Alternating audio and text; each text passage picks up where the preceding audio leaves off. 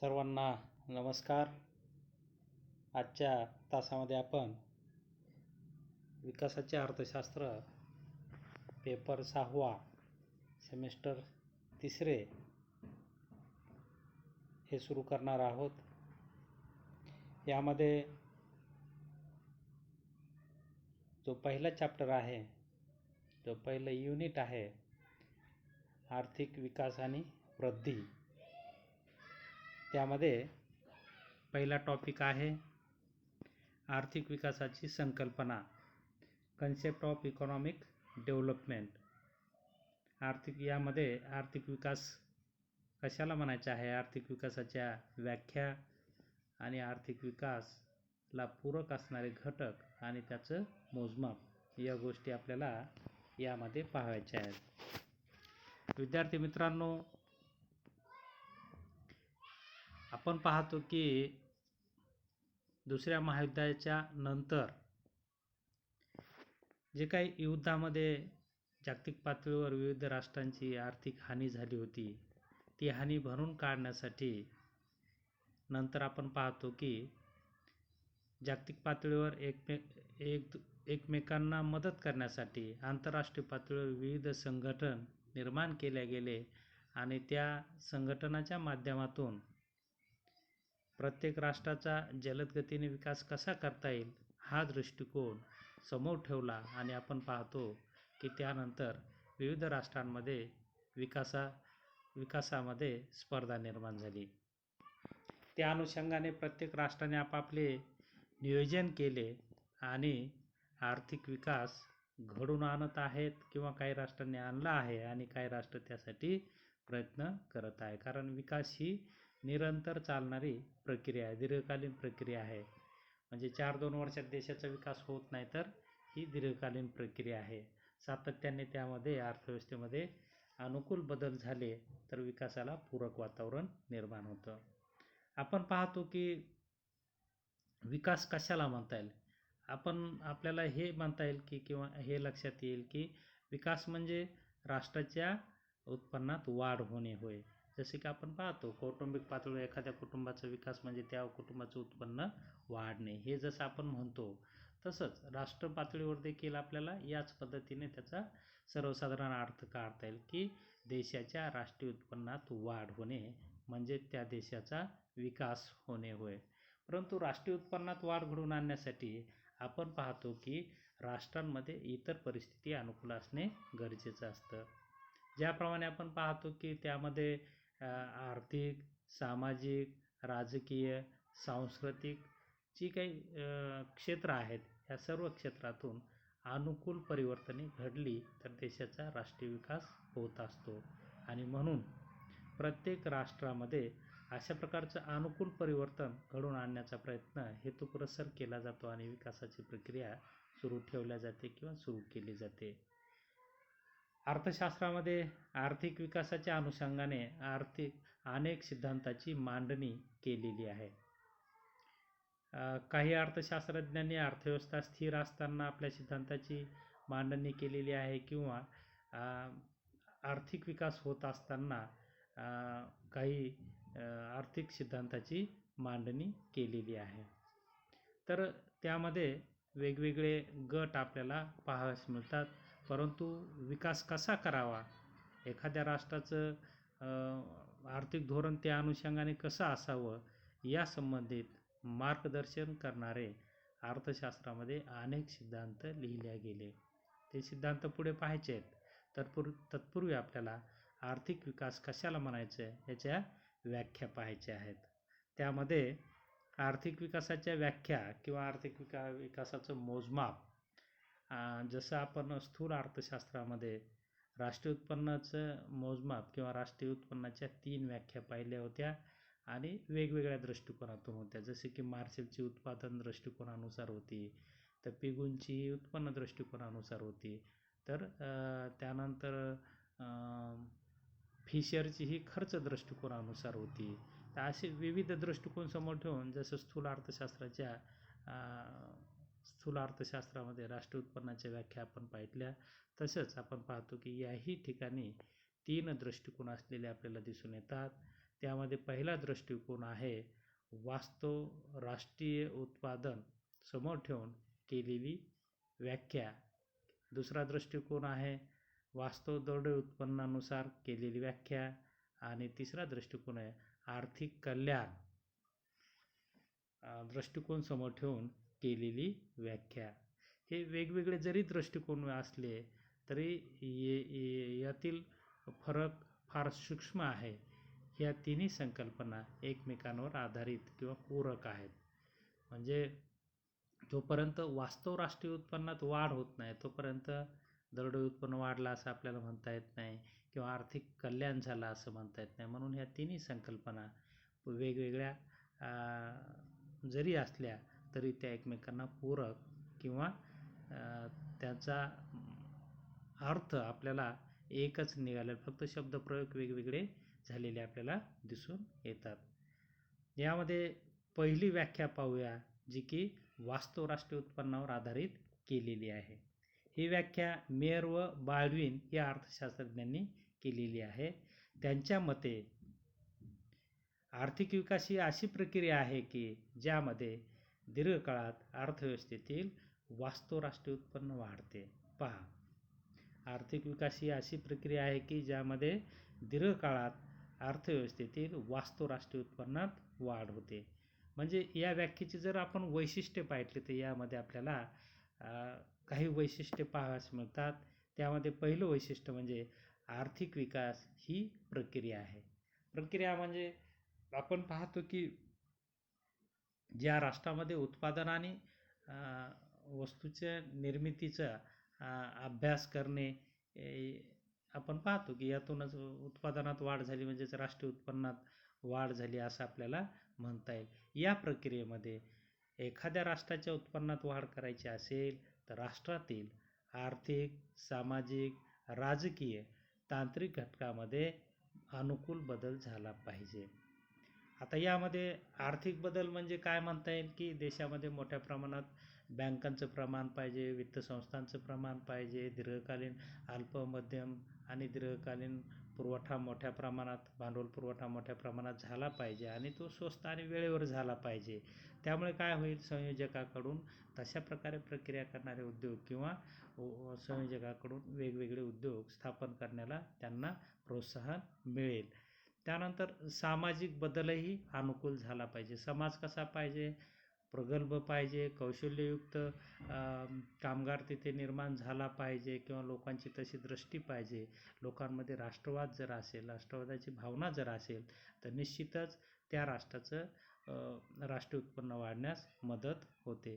त्यानंतर राजकीय परिस्थिती अनुकूल पाहिजे. आपण पाहतो की जवळपास सगळं नियोजन हे राजकीय पातळीवर होत असतं आणि त्याला सपोर्ट जनता करत असते आणि त्यातून आपण पाहतो की एखाद्या राष्ट्राचा विकास होत असतो की मेन भूमिका कोणाची असेल तर ती राजकीय नेतृत्वाची असते.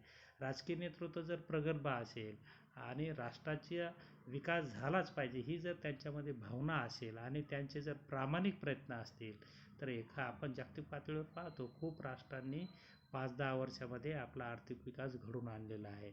तर ही नेतृत्वाची, राजकीय नेतृत्वाची तळमळ त्या ठिकाणी महत्त्वाची असते आणि त्यांचं ध्येय धोरणं त्या अनुषंगाने पाहिजे. राष्ट्रातील परिस्थितीला अनुकूल असे जर ध्येय धोरणे केले तर निश्चितच राष्ट्रीय उत्पन्नात वाढ घडून येऊ शकते. त्याचबरोबर उत्पादन प्रक्रिया, उत्पादनाचे घटक राबवून केली जाते, बरोबर आहे. पण त्याही बरोबर जर आधुनिक तंत्रज्ञानाचा त्यामध्ये जर वापर करून घेतला तर मोठ्या प्रमाणात उत्पादनाचा वेग वाढतो आणि उत्पादनाचा वेग वाढला तर वेळ आणि उत्पादन खर्च कमी येतो, बचत होते आणि त्यामुळे स्वस्तात दर्जेदार वस्तू निर्माण होते. म्हणून उत्पादन प्रक्रिया पाहत असताना त्यामध्ये हे चारही घटक खूप महत्त्वाचे, ज्यामध्ये आर्थिक, सामाजिक, राजकीय, तांत्रिक घटकामध्ये अनुकूल परिवर्तन झाल्याच्या नंतर त्या राष्ट्राच्या राष्ट्रीय उत्पन्नामध्ये वाढ होण्याची प्रक्रिया सुरू होते असं आपल्याला म्हणता येईल. त्यानंतर या व्याख्येचं दुसरं वैशिष्ट्य आपल्याला सांगता येईल की आर्थिक विकास ही प्रक्रिया दीर्घकाळाशी निगडीत आहे. कारण एखादा उद्योग जर आपल्याला स्थापन करायचा असेल किंवा नैसर्गिक साधनावर प्रक्रिया करायची असेल तर 1 आणि 2 दिवसाचं काम नाही. त्यासाठी आपल्याला परवानगी घेणे, तशा प्रकारचं भांडवल उभा करणे, आधुनिक तंत्रज्ञानाची जुळवाजुळव करणे, मशिनरीज आणणे वगैरे वगैरे ही याला बराच वेळ लागत असतो. आणि त्यानुसार मार्केटचं नियोजन, कच्च्या मालाचं नियोजन, उत्पादन म्हटलं तर ह्या खूप बरीच कामे त्याशी संबंधित आलेली आपल्याला दिसून येतात. आणि त्यामुळे विकास ही प्रक्रिया अल्पकालीन नसून ती दीर्घकालीन आहे. त्याचबरोबर आपल्याला तिसरं एक वैशिष्ट्य यामध्ये सांगता येईल की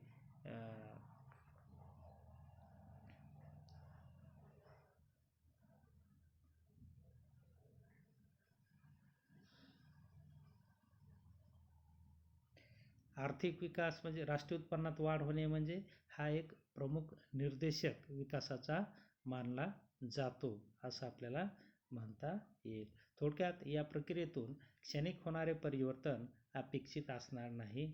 तिसरी आणि तेवढीच महत्त्वाची बाब अशी की राष्ट्रीय उत्पन्नात वाढ होणे हा आर्थिक विकासाचा प्रमुख निर्देशक मानला आहे.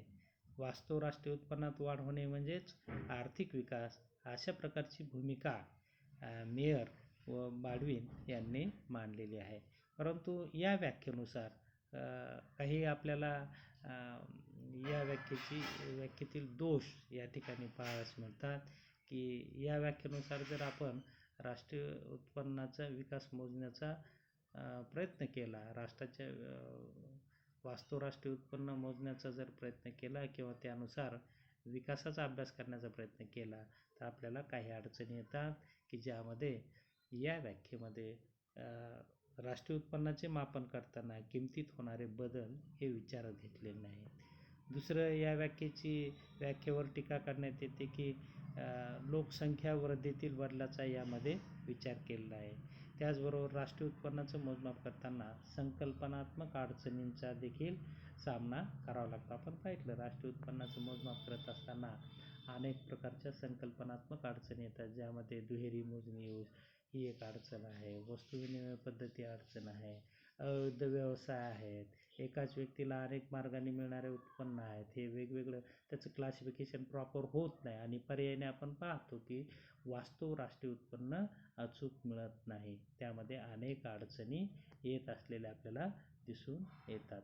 तरी परंतु आपण पाहतो की या जरी अडचणी या व्याख्येनुसार दिसून येत असल्या तरी राष्ट्रीय उत्पन्नाचं मोजमाप करत असताना वास्तव राष्ट्रीय उत्पन्न कसं आपल्याला काढता येईल आणि मोजता येईल किंवा त्यामध्ये वाढ कशी घडवून आणता येईल यासाठी जागतिक पातळीवर विविध राष्ट्रांमध्ये वेगवेगळे प्रयत्न झालेले आपल्याला दिसून येतात. तर या घटकाच्या सहाय्याने म्हणजे वास्तव राष्ट्रीय उत्पन्नाच्या सहाय्याने देशाचा आर्थिक विकास मोजण्याचा प्रयत्न केला जातो.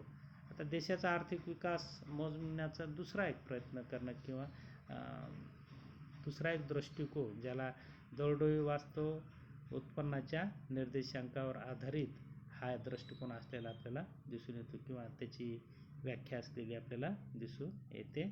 यामध्ये मेयरच्या मते आर्थिक विकास ही प्रक्रिया अशी प्रक्रिया होय की ज्या प्रक्रियेद्वारे दीर्घकाळात देशाच्या दरडोई उत्पन्नात वाढ होते.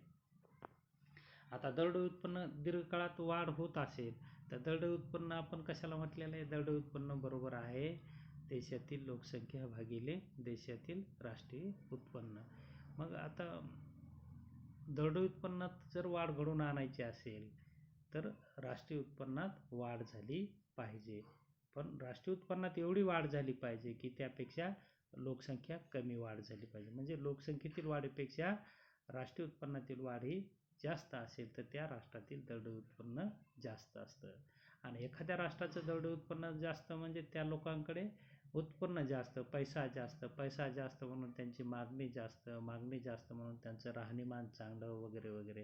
ह्या सगळ्या विकासाला अनुकूल अशा गोष्टी त्या ठिकाणी घडत असलेल्या आपल्याला दिसून येतात. आणि म्हणून एखाद्या राष्ट्राच्या आर्थिक विकासाचं मोजमाप करत असताना दरडोई उत्पन्न हाही निर्देशक महत्त्वाचा असलेला आपल्याला दिसून येतो. किंवा आर्थिक विकासाची ही एक व्याख्या या दृष्टिकोनातून दरडोई उत्पन्नाच्या माध्यमातून केलेली आपल्याला दिसून येते, की दरडोई वास्तव उत्पन्नाच्या निर्देशांकावर आधारित ही एक व्याख्या असलेली आपल्याला दिसून येते. त्यानंतर दुसरी एक व्याख्या आहे की दीर्घकाळात भौतिक वस्तू उत्पादनात झालेल्या वाढीला आर्थिक वृद्धी किंवा आर्थिक विकास असं म्हणतात.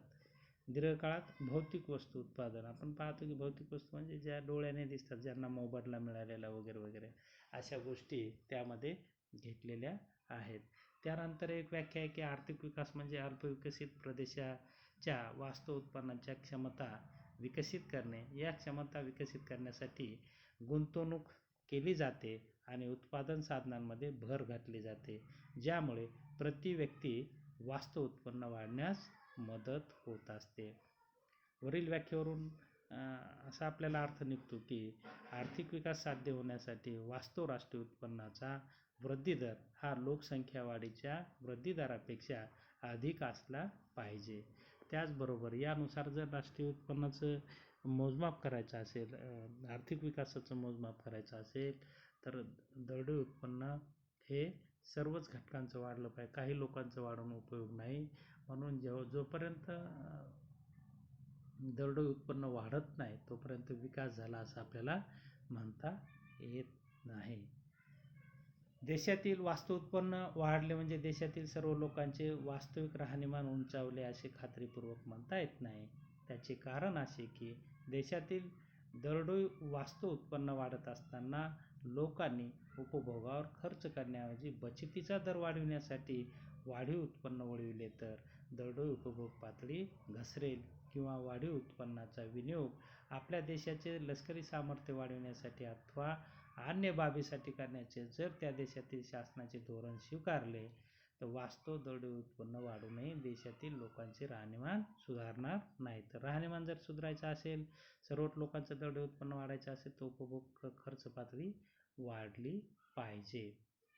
देशातील वाढीव उत्पन्नाचा मोठा वाटा हा जर मुठभर श्रीमंत वर्गाच्या हाती गेला व मोठ्या प्रमाणावर गरीब वर्गाच्या वाट्याला वाढीव उत्पन्नाचा अल्प हिस्सा आला तर दरडोई उत्पन्न वाढूनही विकास झाला असं म्हणता येत नाही. म्हणून दरडोई उत्पन्न सर्व लोकांचं म्हणजे राष्ट्रीय आर्थिक विकासाचे फायदे राष्ट्रातील सर्व लोकांना जर झाले, विकासाच्या सर्व संधी हे लोकांना उपलब्ध झाल्या, तर त्यातून आर्थिक समता कशी प्रस्थापित होईल हे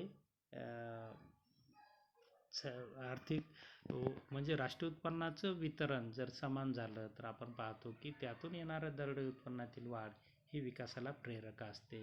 याउलट ती आर्थिक विषमता दर्शविते असं आपल्याला म्हणता येईल. म्हणजेच राष्ट्रीय उत्पन्नाचे वाटप समान झाले तर दरडोई उत्पन्नानुसार राष्ट्रीय विकासाचं किंवा आर्थिक विकासाचं मोजमाप योग्य ठरतं, अन्यथा त्यामध्ये या अडचणी येतात असं आपल्याला म्हणता येईल. त्यानंतर तिसरी व्याख्या आहे आर्थिक विकासाची कल्याणावर आधारित व्याख्या. आर्थिक कल्याणावर आधारित आपण पाहतो कल्याण कशाला म्हटलेलं आहे? कल्याण म्हणजे उपभोक्त्यांच्या गरजा पूर्ण होणे होय, त्यातून त्याला समाधान मिळतं आणि समाधानाची बेरीज म्हणजे त्याचं कल्याण, आर्थिक कल्याण असं आपल्याला म्हणता येईल. म्हणून लोकांच्या गरजा जर पूर्ण करायच्या असतील तर अर्थव्यवस्थेमध्ये वस्तू आणि सेवांची निर्मिती मोठ्या प्रमाणावर झाली पाहिजे आणि त्यातून त्यांच्या गरजा पूर्ण होतील. यामध्ये रिचर्डसन यांनी व्याख्या दिलेली आहे. त्यांच्या मते आर्थिक विकास म्हणजे वस्तू व सेवांच्या उपलब्धतेत वाढ होऊन भौतिक कल्याणात झालेली दीर्घकालीन सुधारणा होय. म्हणजे आर्थिक विकास कशाला म्हटले त्यांनी? वस्तू व सेवांच्या उपलब्धतेत वाढ झाली पाहिजे आणि भौतिक कल्याणात दीर्घकालीन सुधारणा झाली पाहिजे. आपण पाहतो की लोकांच्या गरजा पूर्ण होणे म्हणजे त्यांचं भौतिक कल्याण होय. म्हणून लोकांच्या गरजा जर पूर्ण करायच्या असतील तर त्यांच्याकडे म्हणजे तशी साधने उपलब्ध झाली पाहिजे, म्हणजे त्यांच्या उत्पन्नात वाढ झाली पाहिजे आणि उत्पन्नात वाढ करायची असेल तर गुंतवणूक वाढली पाहिजे आणि गुंतवणुकीतून रोजगार वाढला पाहिजे. रोजगार जर वाढला तर लोकांकडे उत्पन्नात वाढ होईल आणि ती उत्पन्नात वाढ झाली तर लोक मागणी करतील, त्यांच्या गरजा त्यातून पूर्ण होतील असं आपल्याला म्हणता येईल. याही प्रकारातून आर्थिक विकासाचं मोजमाप आर्थिक कल्याण या संकल्पनेतून करता येतं असं आपल्याला म्हणता येईल. परंतु यालाही या व्याख्येला काही मर्यादा आहेत. उदाहरणार्थ वस्तू व सेवांच्या उपलब्धतेत वाढ करणे म्हणजेच उत्पादनात वाढ होणे आणि त्याचा अर्थ वास्तव उत्पन्नात वाढ होणे होय. म्हणजेच बाडवींनी देखील हेच मत वेगळ्या शब्दांमध्ये फक्त सांगितलेले आहे.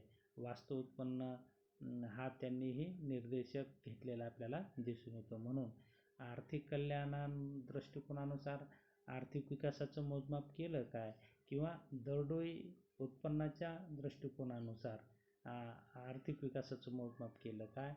एकंदरीत आपण पाहतो की वास्तव राष्ट्रीय उत्पादनच या सगळ्या गोष्टीला कारणीभूत ठरतं आणि त्यामध्ये जर वाढ झाली तर आर्थिक विकास हा झाला असं आपल्याला म्हणता येईल. म्हणजे देशाच्या वास्तव राष्ट्रीय उत्पन्नात वाढ झाली तर त्यानुसार मग आपण पाहतो की दरडोई उत्पन्नात वाढ होते आणि दरडोई उत्पन्नात वाढ झाली तर लोकांच्या आर्थिक कल्याणातही वाढ होते. म्हणजे तिन्ही दृष्टिकोन जरी असले तर या दृष्टिकोनाचा बारकाईने जर अभ्यास केला तर फक्त शब्द वेगळे जरी असले तरी अर्थ तिन्हींचा एकच असलेला आपल्याला दिसून येतो. त्यासाठी एखाद्या राष्ट्राचा आर्थिक विकास कशाला म्हणता येईल तर आर्थिक विकास म्हणजे त्या राष्ट्रातील लोकांना विकासाच्या संधी प्राप्त होणे किंवा विकासाची फळे चाखायला मिळणे अशा प्रकारचा अर्थ आपल्याला थोडक्यात म्हणता येईल. आणि याला जर राष्ट्रातील आर्थिक, सामाजिक, राजकीय आणि सांस्कृतिक जर परिस्थिती अनुकूल राहिली तर निश्चितच त्या राष्ट्राच्या विकासाला त्या देशामध्ये अनुकूल परिस्थिती निर्माण होते आणि त्या देशाचं वास्तव राष्ट्रीय उत्पन्न वाढण्यास मदत होते. यानुसार आर्थिक विकासाचं मोजमाप किंवा आर्थिक विकासाच्या या तीन ज्या संकल्पना आहेत या तीन संकल्पना आपणास पाहाव्यास मिळतात. ज्यामध्ये वास्तव राष्ट्रीय उत्पन्नाच्या सहाय्याने आर्थिक विकासाचं मोजमाप करणे किंवा आर्थिक विकासाची व्याख्या करणे. दुसरं म्हणजे वास्तव दरडोई उत्पन्नाच्या दृष्टिकोनानुसार आर्थिक विकासाची व्याख्या आणि तिसरं म्हणजे आर्थिक कल्याणानुसार आर्थिक विकासाची व्याख्या. असे तिन्ही दृष्टिकोन या ठिकाणी असलेले आपल्याला दिसून येतात आणि या तिन्ही दृष्टिकोनावर आधारित देशाचा आर्थिक विकास किंवा देशाचा विकास मोजला जातो किंवा ह्यापुढे मोजमापनाच्या पद्धतीही आपल्याला म्हणता येईल. थोडक्यात एखाद्या राष्ट्राचा विकास करायचा असेल किंवा विकासाचं मोजमाप करायचं असेल तर त्या राष्ट्रातील राष्ट्रीय उत्पन्न किंवा दरडोई उत्पन्न किंवा लोकांच्या समाधानात झालेली वाढ म्हणजेच आर्थिक विकास असं आपल्याला म्हणता येईल. या तासाला आपण उपलब्ध झालात, शांततेने ऐकून घेतलं त्याबद्दल आपल्या सर्वांचे आभार मानून या ठिकाणी थांबतो. धन्यवाद.